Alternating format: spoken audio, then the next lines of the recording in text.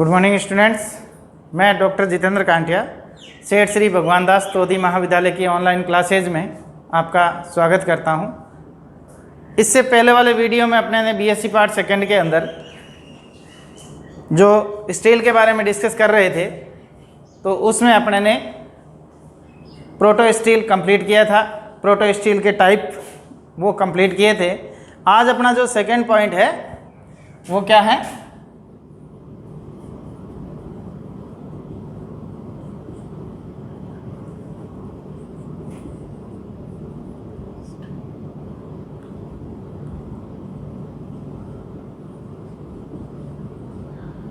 अपना second point क्या हो गया,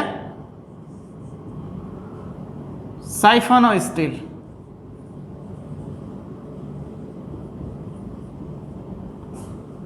या नाल रंब।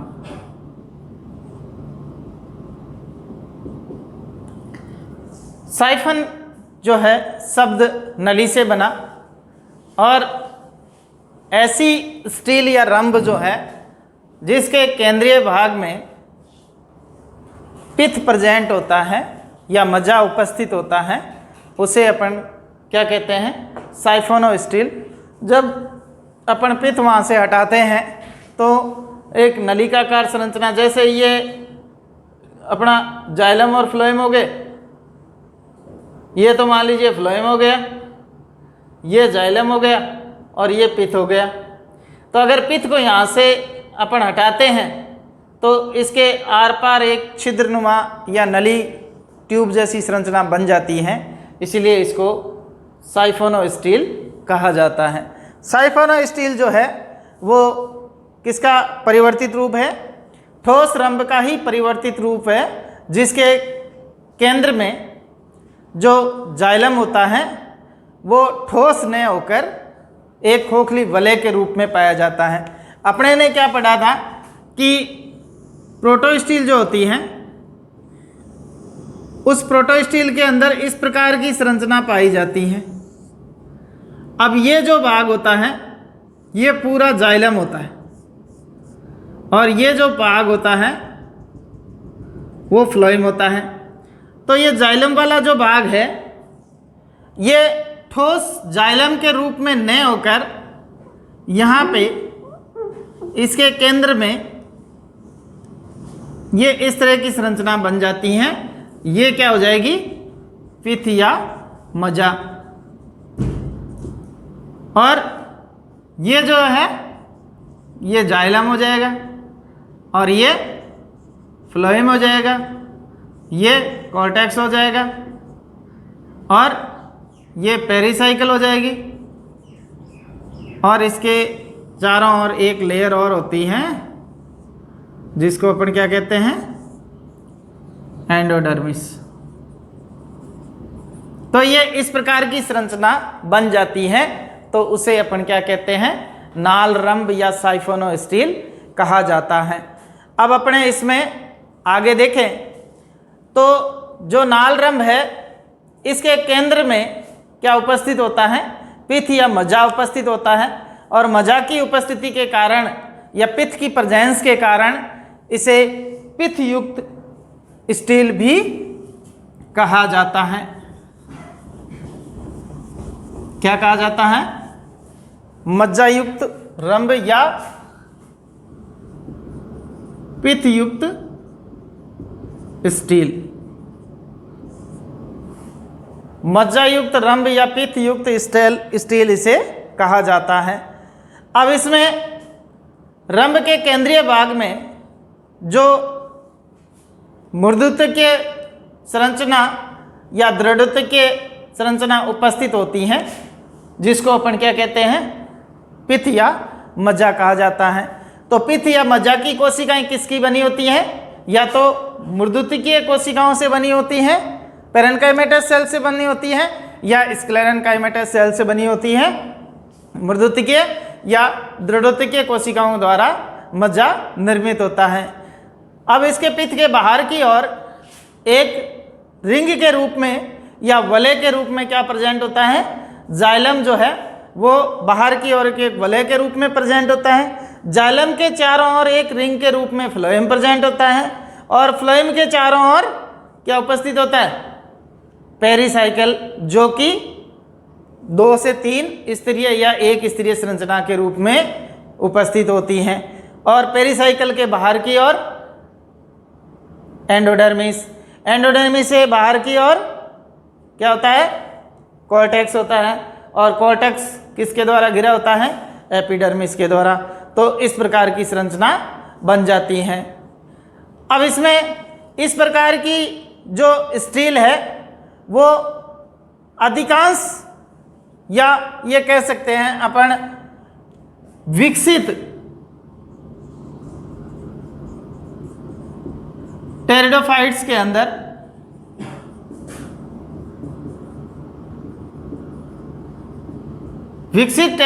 के अंदर इस प्रकार की स्टील प्रेजेंट होती हैं या रंभ उपस्थित होती हैं। देखिए इसमें अपन इसका डायग्राम बना के देखते हैं कि इस प्रकार की संरचना जो है वो किस प्रकार बनी होती है।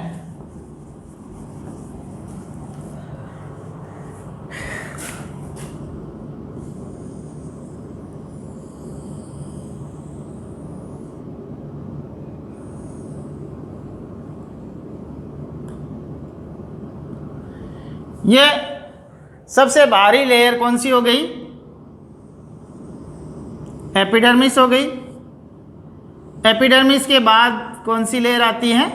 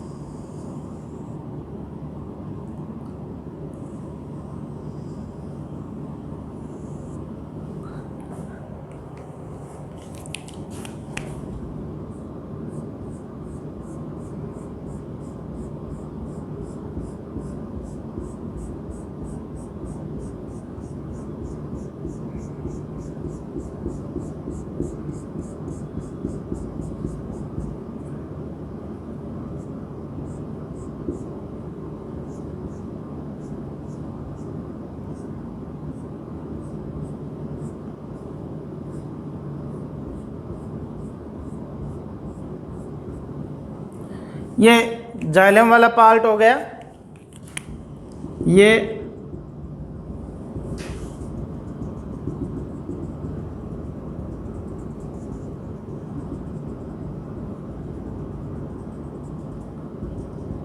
फ्लोएम वाला पार्ट हो गया। और ये जो है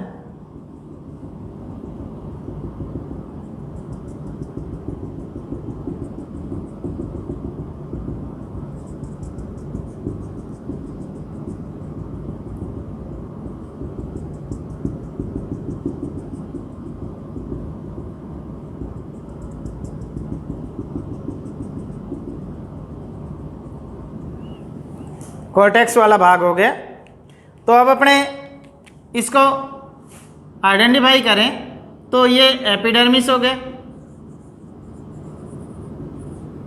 ये कॉर्टेक्स हो गया, ये एंडोडर्मिस हो गया, ये पेरिसाइकिल हो गया, ये फ्लोएम हो गया, और ये जाइलम हो गया, और ये पिथ हो गया। Structure of siphonostele. Siphonostele की ये जो संरचना है वो इस प्रकार की संरचना के रूप में ये साइफोनो स्टील उपस्थित होती हैं। तो अब इस प्रकार की स्टील जो है वो किस प्रकार विकसित होती हैं? तो इस प्रकार की रंभ जो है या स्टील जो है विकसित टेरिडोफाइट्स में पाई जाती हैं, जो अब वर्तमान में जो टेरिडोफाइट्स प्रेजेंट है वो एडवांस टेरिडोफाइट में जो भी टेरिडोफाइट्स आते हैं उनके अंदर इस प्रकार की स्टील उपस्थित होती हैं। अब इस जेफरी के अनुसार, जेफरी जो एक साइंटिस्ट थे, टेरिडोलॉजिस्ट थे, उनके अनुसार इनमें जो लीफ वे ब्रांच ट्रेस या लीफ वे ब्रांच गैप के आधार पर इस साइफोनो स्टील को दो भागों में बांटा जा सकता है। किसके आधार पे? लीफ एंड ब्रांच गैप, यानी पत्ती व शाखा अंतराल। पत्ती व शाखा अंतराल के आधार पर साइफोनो स्टील को दो भागों में बांटा जा सकता है। किसके अकॉर्डिंग? जेफरी 1910 के अनुसार। जेफरी 1910 के अनुसार जो साइफोनो स्टील है इसे दो भागों में बांटा जा सकता है। सबसे पहला पॉइंट जो है वो क्लेडोसाइफोनिक साइफोनो स्टील, क्लेडो साइफोनिक साइफोनो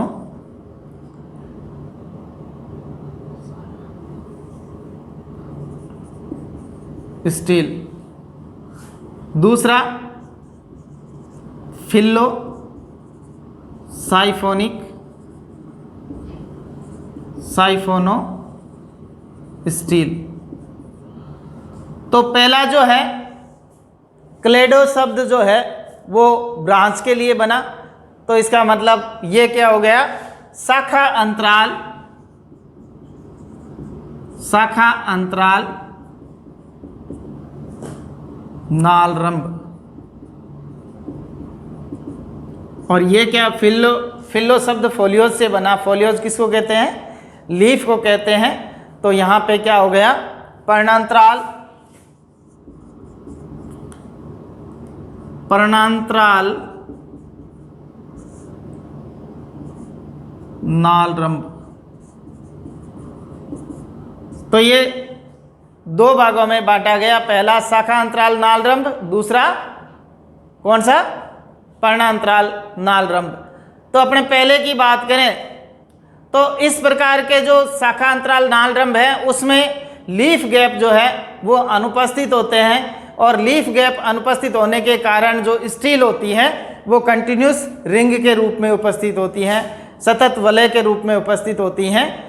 और इसमें ये जो साइफोनो स्टील है वो जितने भी माइक्रोफिल टेरिडोफाइट्स हैं उनके अंदर इस प्रकार की स्टील उपस्थित होती हैं। तो देखिए अपने इसको देखें।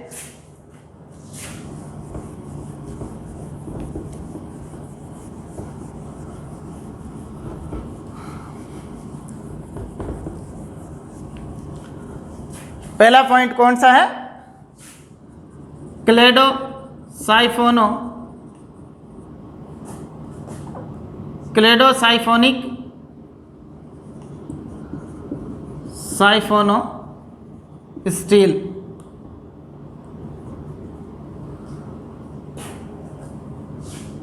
शाखा अंतराल नालरंभ। इस रंभ की विशेषता क्या होती है कि इसमें लीफ गैप जो है वो एब्सेंट होते हैं, और लीफ गैप एब्सेंट है तो इसका मतलब इसमें जो स्टील है वो continuous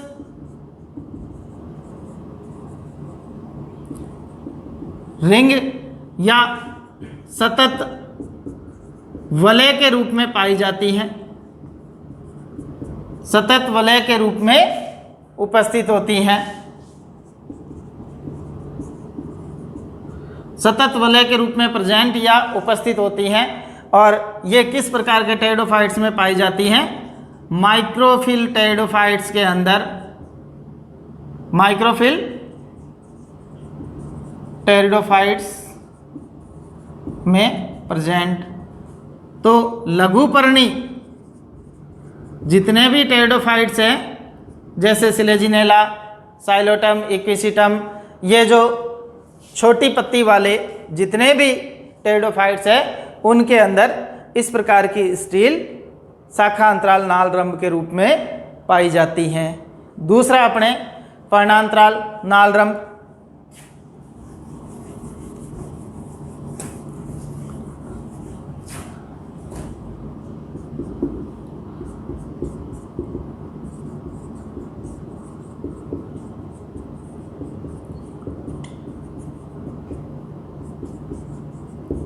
फिल्लो siphonic, साइफोनो steel, फिल्लो siphonic, साइफोनो steel. इस प्रकार की स्टील जो है, पहले वाली स्टील जो है इसके जस्ट अपोजिट है कि इसमें लीफ गैप प्रेजेंट होते हैं, और लीफ गैप प्रेजेंट होते हैं तो ये कंटिन्यूस वलय के रूप में या कंटिन्यूस रिंग के रूप में उपस्थित न होकर जो स्टील होती हैं वो कैसी होती हैं, पोरस होती हैं या छिद्रिल होती हैं। और इस प्रकार की स्टील जो है किस में प्रेजेंट होती है, यहाँ पे लघुपर्णी है तो यहाँ पे कौन सा आ जाएगा, गुरुपर्णी। तो इसका जस्ट उल्टा क्या हो जाएगा, लीफ गैप प्रेजेंट होते हैं, यानी पर्णांतराल उपस्थित होते हैं। इसके बाद में स्टील जो है कंटिन्यूस रिंग के रूप में न होकर किस में होती है, स्टील पोरस, यानी वलय या रंभ जो है वो छिद्रिल होती है। रंभ कैसी होती है, वो छिद्रिल होती है। इसका जो ये इस प्रकार की रिंग जो उपस्थित होती हैं, इनके बीच बीच में क्या होते हैं, लीफ गैप उपस्थित होते हैं, और लीफ गैप उपस्थित होने के कारण उसमें छिद्र जैसी संरचना दिखाई देती है। इसलिए स्टील जो होती हैं वो कैसी होती हैं, छिद्रिल होती हैं। और सभी प्रकार की फर्न्स के अंदर, जैसे एडियंटम, टेरिडियम और इन सब के अंदर इस प्रकार की स्टील प्रेजेंट होती हैं। तो एग्जाम्पल के रूप में क्या हो जाएगा, मेगा स्पोरोफिल या गुरुपर्णी, गुरुपर्णी टेरिडोफाइट्स, मेगाफिल टेरिडोफाइट्स।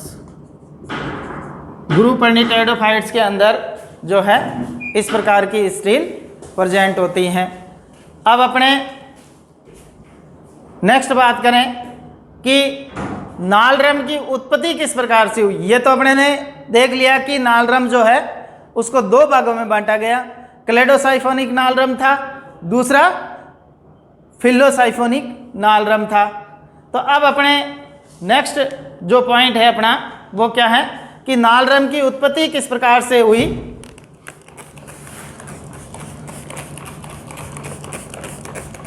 तो नालरम की उत्पत्ति के बारे में अपन देखते हैं।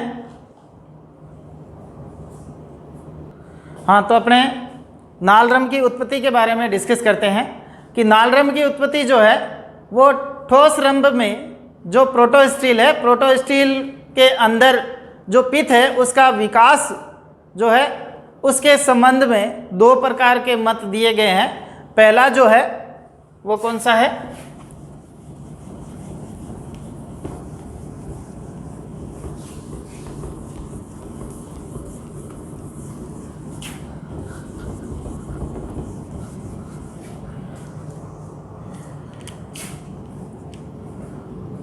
साइफोनो स्टील की उत्पत्ति के बारे में दो मत, अलग अलग मत दिए गए हैं, जिसमें पहला मत है इंट्रा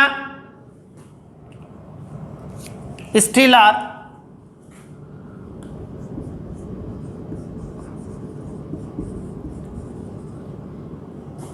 ओरिजिन ऑफ पित्त। पहला मत कौन सा हो गया, अंतः रंभी मज्जा की अंतःरंभी उत्पत्ति, मज्जा की अंतःरंभी उत्पत्ति। पहला मत ये हो गया। दूसरा, एक्स्ट्रा स्टीलार ओरिजिन ऑफ पिथ, मज्जा की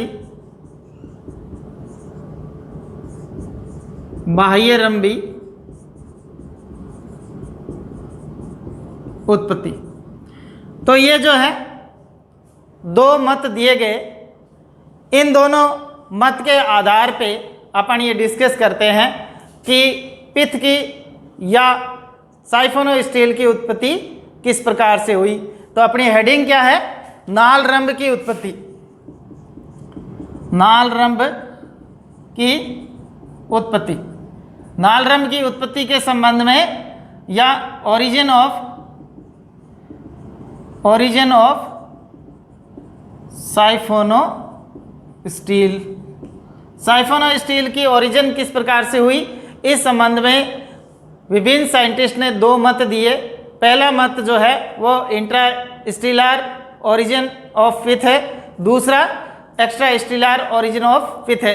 तो अपन पहले के बारे में बात करें तो बोवर, वुडल आदि अनेक साइंटिस्ट ऐसे थे जिन्होंने इस मत का समर्थन किया और इस मत के अनुसार प्रोटो स्टील के केंद्र में स्थित जो जाइलम है, जाइलम उत्तक की या जाइलम टिश्यू की जो सेल्स होती हैं वो पेरेन्काइमेटस सेल्स में रूपांतरित हो जाती हैं या मॉडिफाइड हो जाती हैं, जिसके कारण किसका निर्माण होता है? साइफोनो स्टील का निर्माण होता है। तो पहले मत के अनुसार क्या हो जाता है? इस मत के अनुसार जो जाइलम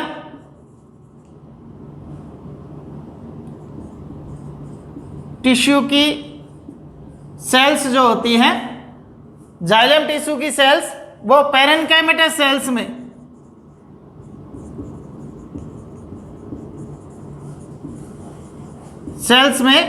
मॉडिफाइड हो जाती हैं, रूपांतरित हो जाती हैं। मर्दुतिकीय कोशिकाओं में रूपांतरित हो जाती हैं, जिसके कारण पित्त का निर्माण होता है और पित्त की प्रेजेंस के कारण इस प्रकार की स्टील कौन सी बन जाती है? साइफोनो स्टील बन जाती हैं। एग्जाम्पल के रूप में ओसमुंडा, बोट्रिकियम आदि के अंदर इस प्रकार की ओसमुंडा, रेगेलिस,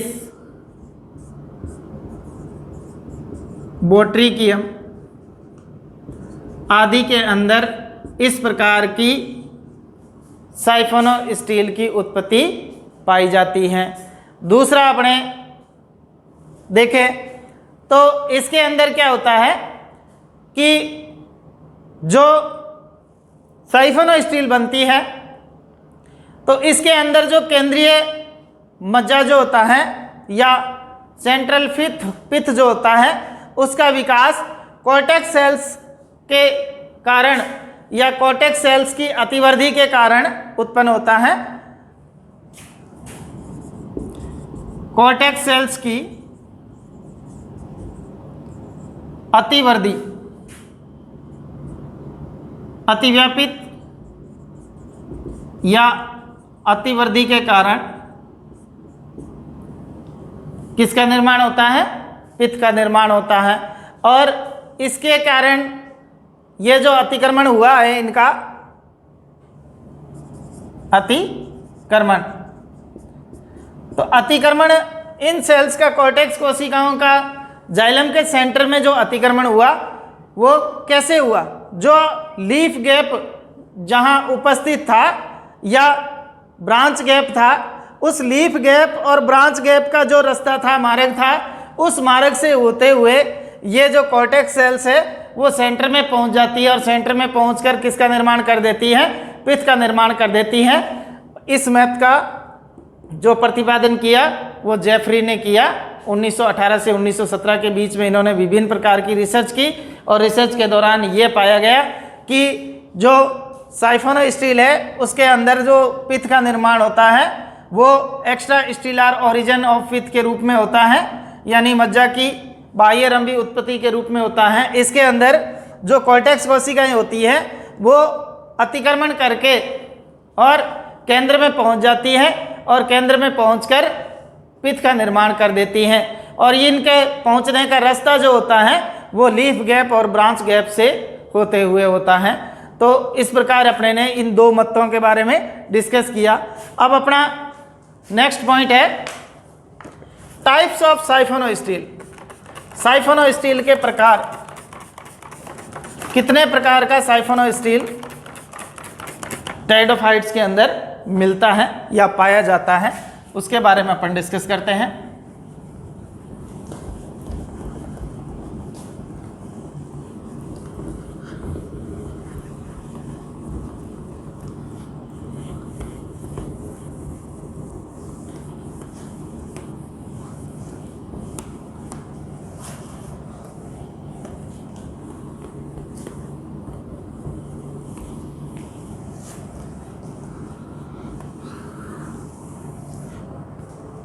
नेक्स्ट पॉइंट क्या अपना, टाइप्स ऑफ साइफोनो स्टील, नाल रंभ के प्रकार।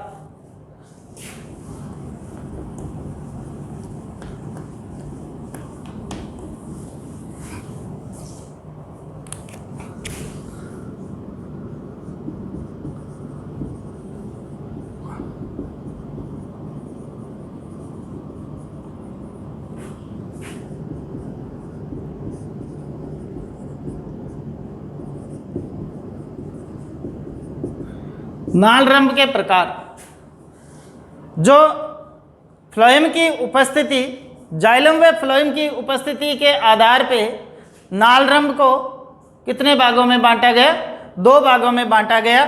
पहला जो है वो है एक्टोफ्लोइक साइफोनो स्टील,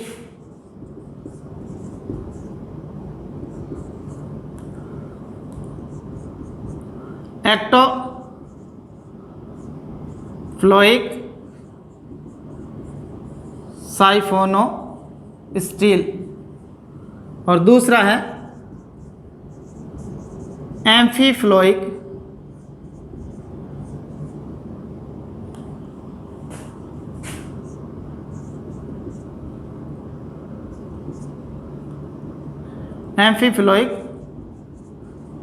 साइफोनो स्टील। तो इसको बही फ्लोएमी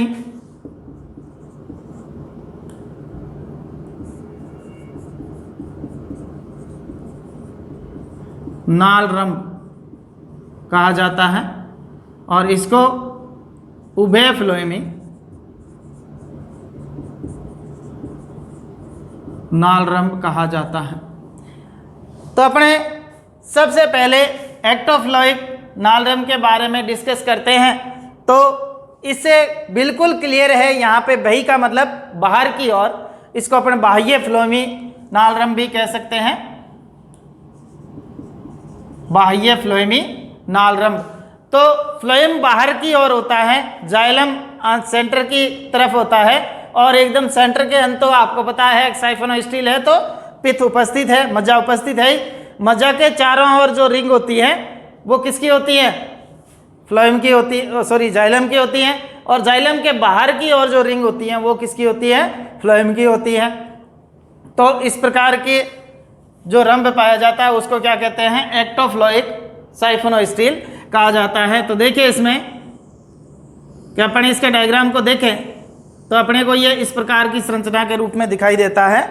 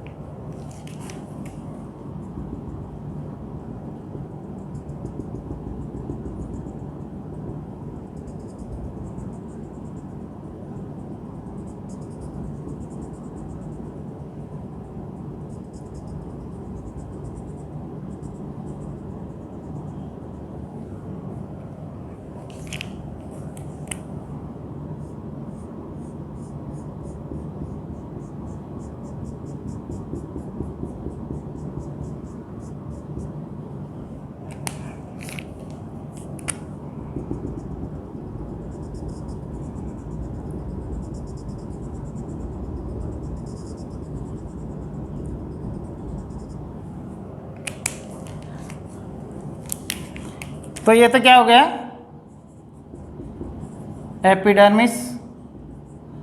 ये क्या हो गया, कॉर्टेक्स।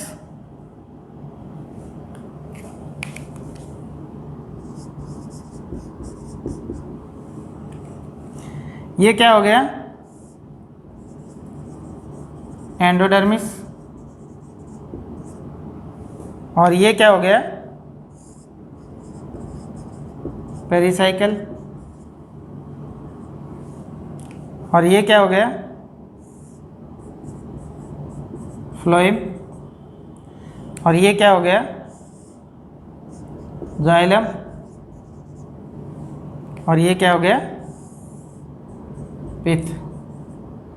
तो इस प्रकार की जो स्टील है साइफोनो स्टील, वो क्या कहलाती है,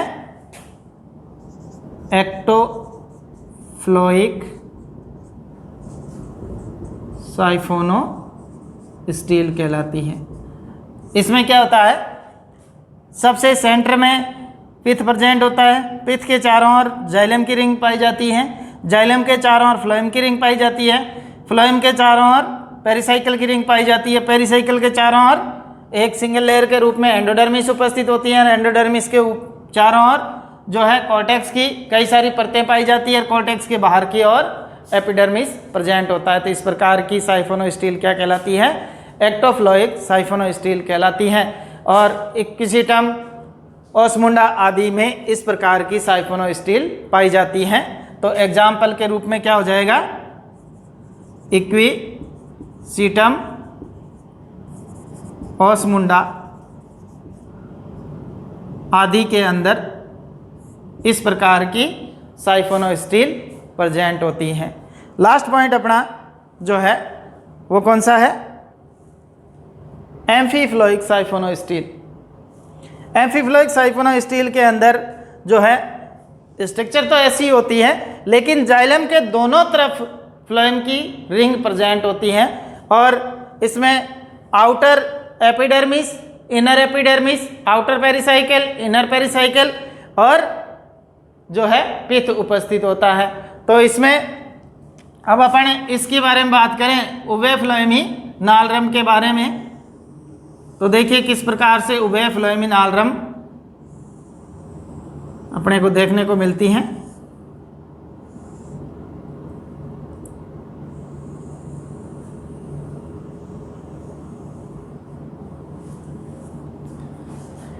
ये अपना कॉर्टेक्स रीजन हो गया। कॉर्टेक्स रीजन के बाद में ये एंडोडर्मिस हो गई, एंडोडर्मिस के बाद में ये पेरिसाइकल हो गई,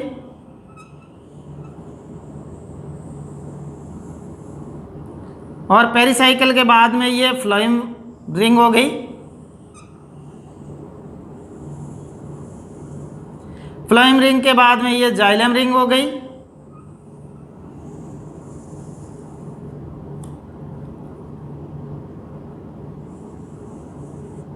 और जाइलम रिंग के बाद में क्या हो जाएगा, फिर से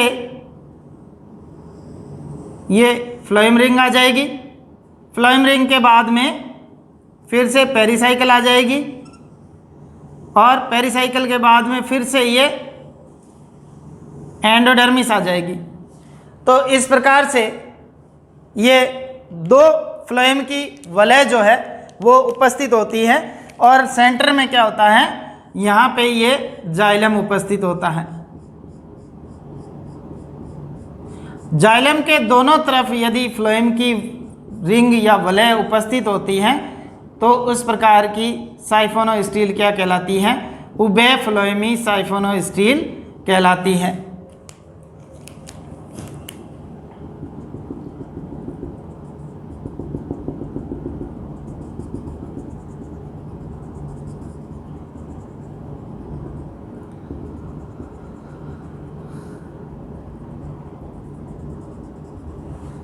ये दोनों तरफ, जाइलम के दोनों तरफ ये किसकी रिंग हो गई, फ्लोएम की रिंग जाइलम के दोनों तरफ उपस्थित होती हैं। और सबसे आउटर में क्या आ जाएगा,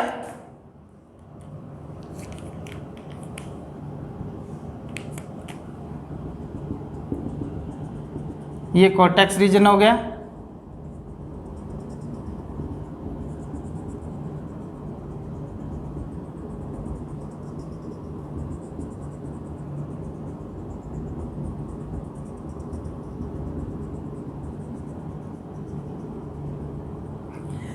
अब अपने इसको नॉमेनक्लेचर कर देते हैं। ये तो एपिडर्मिस हो गया, एपिडर्मिस, ये कॉर्टेक्स हो गया, ये आउटर एंडोडर्मिस और ये आउटर पेरिसाइकिल।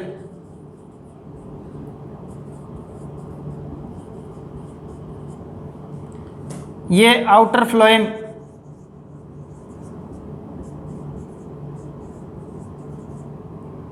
ये जाइलम रिंग,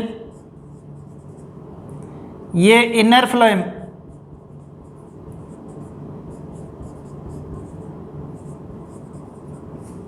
ये इनर पेरिसाइकिल और ये इनर एंडोडर्मिस।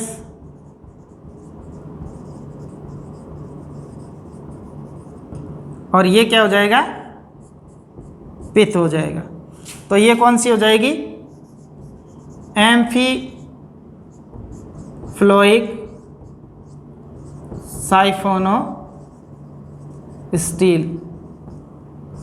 तो इस प्रकार की एम्फीफ्लोइक साइफोनोस्टील के अंदर क्या होता है कि जो पित्त होता है ये सेंटर में होता है। पित्त के चारों ओर किसकी रिंग होती है? इनर एंडोडर्मिस की वलय पाई जाती है। इनर एंडोडर्मिस के बाहर की ओर इनर पेरिसाइकिल पाई जाती है। इनर पेरिसाइकिल के बाहर की ओर इनर फ्लोएम प्रेजेंट होता है और इनर फ्लोएम के चारों ओर जाइलम की रिंग पाई जाती है। जाइलम के चारों ओर आउटर फ्लोएम की रिंग पाई जाती है। आउटर फ्लोएम के चारों ओर आउटर पेरिसाइकिल, आउटर पेरिसाइकिल के चारों ओर आउटर एंडोडर्मिस और उसके बाद में कॉर्टेक्स और फिर एपिडर्मिस। तो इस प्रकार की संरचना एम्फीफ्लोइक साइफोनोस्टील के रूप में पाई जाती है और ये मुख्यतः एडियंटम, टेरिडियम, मार्सिलिया आदि के अंदर इस प्रकार की फर्न पाई जाती हैं। एग्जाम्पल के रूप में क्या हो जाएगा? एडियंटम, मार्सिलिया आदि जो फर्न्स होती हैं उनके अंदर इस प्रकार का स्टील प्रेजेंट होता है। तो आज के लिए इतना ही, बाकी नेक्स्ट क्लास के अंदर। तब तक के लिए धन्यवाद।